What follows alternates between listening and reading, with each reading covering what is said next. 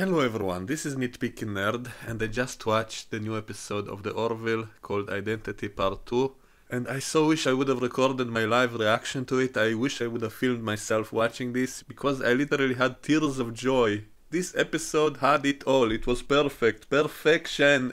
It did have a few very small nitpicky flaws, even though they can be easily explained. I'll get to that in the very end of this review. I almost don't even want to mention any bad thing because this was perfection. I don't believe this was so good. It was better than my expectations. Oh my god, this was so good. Oh.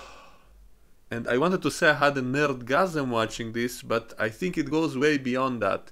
I think even if you're not a nerd, if you're not a science fiction lover, if you would have watched this episode and a few episodes before just so you know all the characters, because maybe otherwise it wouldn't work, I think even if you're not a science fiction fan, and if you got even a little bit into it, if you could accept this scenario emotionally, you would have felt something if you have a soul. So I think this is how it's done. This is how you do drama.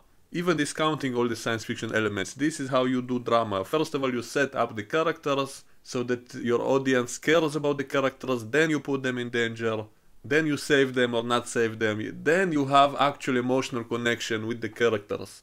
And first you set up an interesting story with these characters, and only then you throw in action scenes and visual special effects to enhance it even more. So this is the perfect formula. Some of it was a little bit predictable, some of it was kind of obvious, but it still works. And you know, there's a line that Dr. Finn says in the very end of this episode, which kind of fits the whole thing, when she said that cliches become cliché because they are valid enough to bear endless repetitions. And so I think this fits this show very well, because this show does have a lot of similarities to older movies and TV shows, but the formula still works. There's no point to fix something when it's not broken.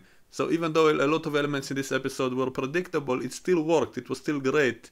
Even if it was repetitive from older movies and TV shows, despite being predictable, it still worked, it still clicked, and I wouldn't have it any other way. I don't think it could have been better than this. And that's why I do forgive any similarities this might have to anything older, and I will mention some of them later, but I forgive them all because it just works. You cannot do it better than this.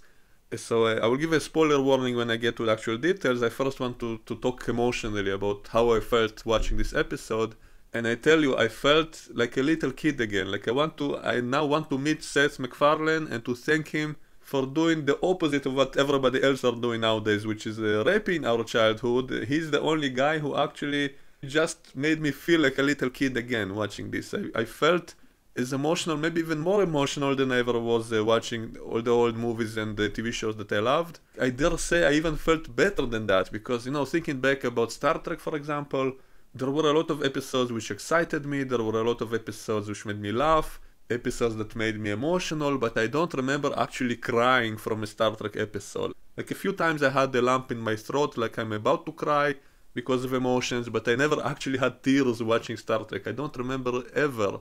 And in this episode, I actually had tears rolling down my cheeks watching this, and just being so emotional over it. So maybe it's, I don't know why, I don't know, maybe something's wrong with me, but it's just incredible that now as an adult, I feel not only as a little kid watching that, but even better, even more emotional. So this is just amazing, amazingly done.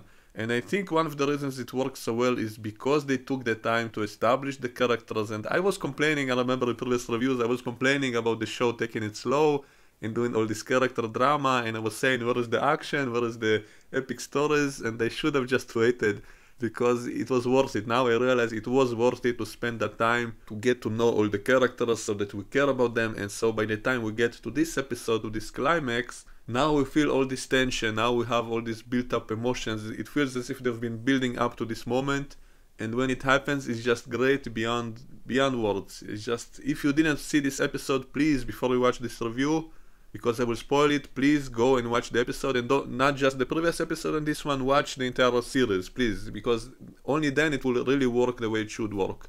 Because you have to feel the emotional connection with the characters, and all this build up, it's as if they've been setting it all up for this.